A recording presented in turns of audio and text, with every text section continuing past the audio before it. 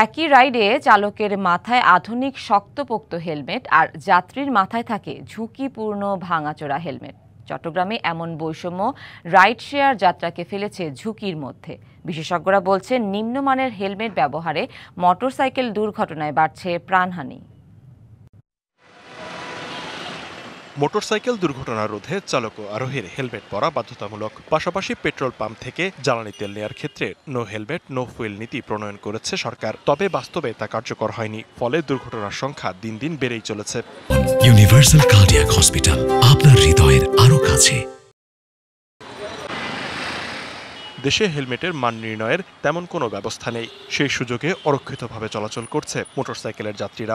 হাত থেকে পড়লেই ফেটে যায়, এরকম অনেক হেলমেট ব্যবহার করে। ওটা আমাদের জন্য অনেক ঝুঁকিপ্রবণ। সে একটা সুন্দর একটা হেলমেট পরতেছে, কিন্তু আমাদেরকে অথচ হেলমেটটা দিচ্ছে খুবই নর্মাল একটা হেলমেট। কারাদণ্ড ও জরিমানা এড়াতে ব্যবহার হচ্ছে নিম্নমানের হেলমেট। যারা যাত্রী হিসেবে ইউজ করে তাদেরকে একদম নর্মালি যে হেলমেটগুলো দেয়, এতে আমাদের জন্য অনেকটা ঝুঁকিপূর্ণ থাকে। যেহেতু ওনারা রাইড করেন, একটা ভালো হেলমেট দিলেও অবশ্যই এটা ভালো হয়। রাইড চালকদের অনেকের দাবি, যাত্রীরাই হেলমেট ব্যবহার করতে চান না। আমরা বড় হেলমেট, ভালো হেলমেট পরতে চাই, কিন্তু যাত্রীদের কারণে নর্মাল হেলমেট আমরা ইউজ করে বাধ্য হই। বড় হেলমেট পরতে চায় না, এদের মাথায় গরম লাগে, এরা মাথা থেকে খুলে রাখে। কিছু কিছু যাত্রী আছে তারা হেলমেট পরিধান করতে চায় না, অনেকেই অস্বস্তি বোধ করে। বিশেষজ্ঞরা বলছেন, মোটরসাইকেল দুর্ঘটনায় মৃত্যুর অন্যতম কারণ মাথায় আঘাত।